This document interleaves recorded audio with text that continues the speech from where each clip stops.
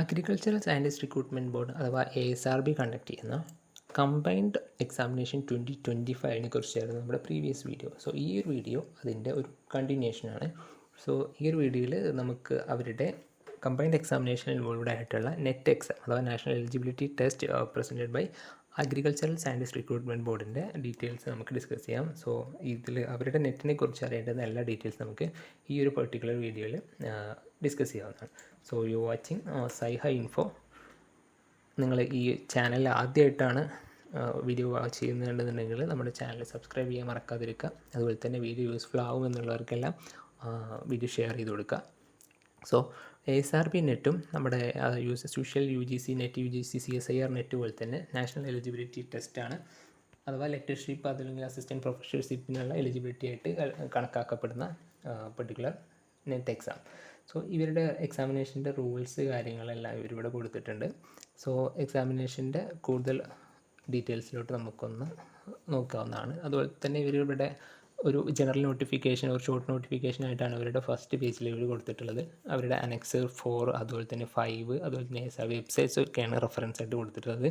So rules of എക്സാമിനേഷന് വേണ്ടിയിട്ട് annexe 4 ആണ് അവർ നോക്കാൻ പറഞ്ഞിട്ടുള്ളത്. അതുപോലെ തന്നെ എക്സാമിനേഷൻ്റെ പ്ലാനിന് വേണ്ടിയിട്ട് അനക്സ് 5, അതുപോലെ തന്നെ എക്സാമിനേഷൻ്റെ സിലബസിന് വേണ്ടിയിട്ട് ASRBയുടെ വെബ്സൈറ്റിലാണ് അവർ റെഫറൻസ് കൊടുത്തിട്ടുള്ളത്. സോ എക്സാമിനേഷൻ്റെ വെബ്സൈറ്റിൽ ഇവരുടെ ഈ ഡിഫറെൻ്റ് ആയിട്ടുള്ള എക്സാമിനേഷൻ അഥവാ നെറ്റിനുള്ളതും അതുപോലെ തന്നെ ഡിഫറെൻ്റ് ആയിട്ടുള്ള റിക്രൂട്ട്മെൻറ്റ് പോസ്റ്റിനുള്ള സിലബസ് കൊടുത്തിട്ടുണ്ട്.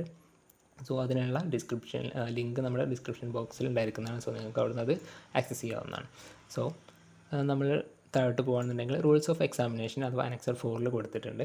ഒന്ന് നാഷണാലിറ്റിയാണ്. ഒബ്വിയസ്ലി നമ്മളൊരു ഇന്ത്യൻ നാഷണൽ അല്ലെങ്കിൽ നമ്മുടെ അയൽ രാജ്യങ്ങളായിട്ടുള്ള നേപ്പാൾ, ഭൂട്ടാൻ അല്ലെങ്കിൽ ടിബറ്റൻ റെഫ്യൂജി അങ്ങനെയൊക്കെയുള്ള ഡിഫറെൻ്റ് ആയിട്ടുള്ള നാഷണാലിറ്റീസൊക്കെ ഈ ഒരു പെർട്ടിക്കുലർ എക്സാമിനേഷന് അപ്ലിക്കബിളാണ്. അതെല്ലാം അക്സെപ്റ്റ് ചെയ്യുന്നുള്ളത് പറഞ്ഞിട്ടുണ്ട്. ദെൻ ഏജ് ലിമിറ്റ് കൊടുത്തിട്ടുണ്ട്.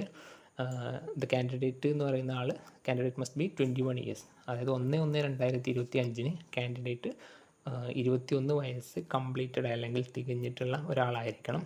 Educational qualification as you know obviously we must possess a master's degree.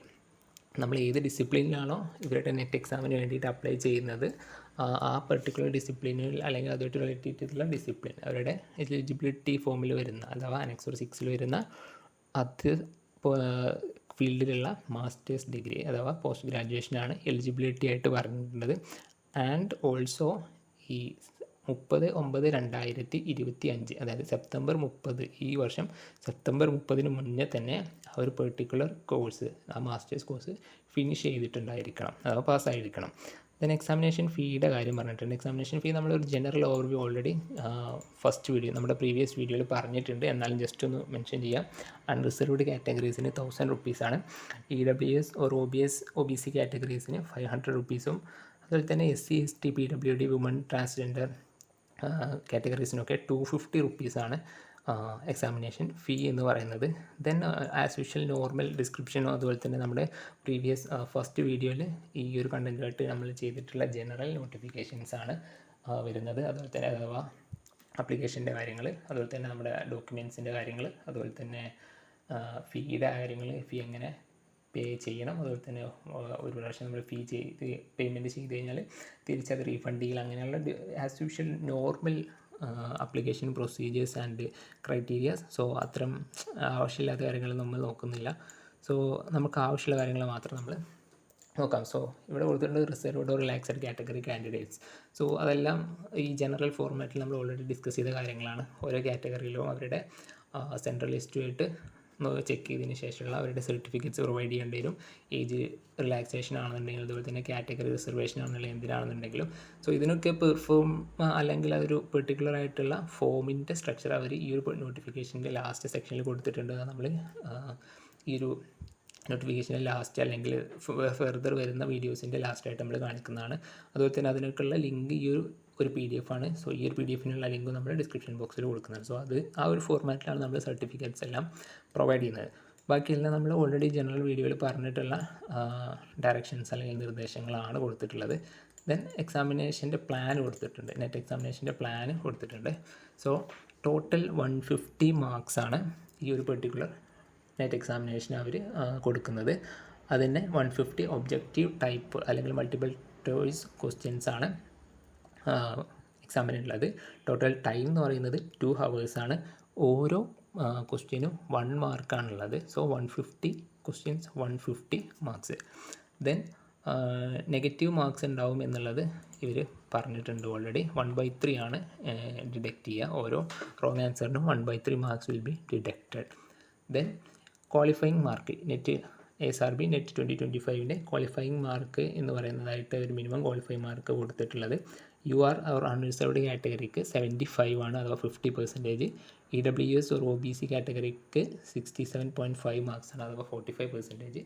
Then SC ST PWD BD കാറ്റഗറീസിന് 60 മാർക്സ് അഥവാ 40% ആണ് ASRB നെറ്റിൻ്റെ ക്വാളിഫിക്കേഷൻ അല്ലെങ്കിൽ ക്വാളിഫയിങ് മാർക്സ് എന്ന് പറഞ്ഞതായിട്ട് അവർ കൊടുത്തിട്ടുള്ളത്. Then as usual CBT മോഡാണ്. അതിൻ്റെ റിസൾട്ട് കാര്യങ്ങളെല്ലാം പബ്ലിഷ് ചെയ്യുന്നത് ഇവർ തന്നെ അവരുടെ പർട്ടിക്കുലർ വെബ്സൈറ്റിൽ ആയിരിക്കും. ഇവർ ഫൈനൽ ഡിസിഷൻ എന്തൊരു പ്രോബ്ലംസ് വരികയാണെന്നുണ്ടെങ്കിൽ അതിൻ്റെയൊക്കെ ഫൈനൽ ഡിസിഷൻ എന്ന് പറയുന്നത് ഇവരുടെ ലാസ്റ്റ് ഡിസിഷൻ ആയിരിക്കും എന്നുള്ള നോർമൽ ആസ് യൂഷ്വൽ കാര്യങ്ങളാണ് നെറ്റ് എക്സാമിന് വേണ്ടി പറഞ്ഞത്. സോ എക്സാമിനേഷൻ അപ്ലിക്കേഷൻ കാര്യങ്ങളെ നമ്മൾ ഇതിൻ്റെ മുന്നത്തെ വീഡിയോയിൽ ഓൾറെഡി നമ്മൾ ഡിസ്കസ് ചെയ്തിട്ടുണ്ട്. ആ ഒരു പെർട്ടിക്കുലർ വീഡിയോൻ്റെ ലിങ്ക് നമ്മൾ ഇവിടെ ഐക്കണിൽ കൊടുക്കുന്നതായിരിക്കും. അതുപോലെ തന്നെ എക്സാമിനേഷൻ്റെ അപ്ലിക്കേഷൻ പ്രൊസീജിയറിൻ്റെ ഒപ്പം തന്നെ എക്സാമിനേഷൻ സെൻറ്റേഴ്സ് അങ്ങനെയുള്ള കാര്യങ്ങളെല്ലാം ആ ഒരു വീഡിയോയിലുണ്ട്. സോ ആ വീഡിയോ നിങ്ങൾ കണ്ടിട്ടില്ല എന്നുണ്ടെങ്കിൽ ആ വീഡിയോ ഇവിടെ ഒന്ന് റെഫർ ചെയ്യുക. സോ ഇത്രയാണ് ഈ ASRB നെറ്റ് എക്സാമിൻ്റെ ഡീറ്റെയിൽസ് ആയിട്ട് ഇവർ കൊടുത്തിട്ടുള്ളത്. സോ ഇനി ഇതിൻ്റെ ASRB റിക്രൂട്ട്മെൻറ്റ്സ് ഉണ്ട്, ഡിഫറെൻ്റ് ആയിട്ടുള്ള പോസ്റ്റിലോട്ടുള്ള റിക്രൂട്ട്മെൻറ്റ് എക്സാമിനേഷൻ ഉണ്ട്.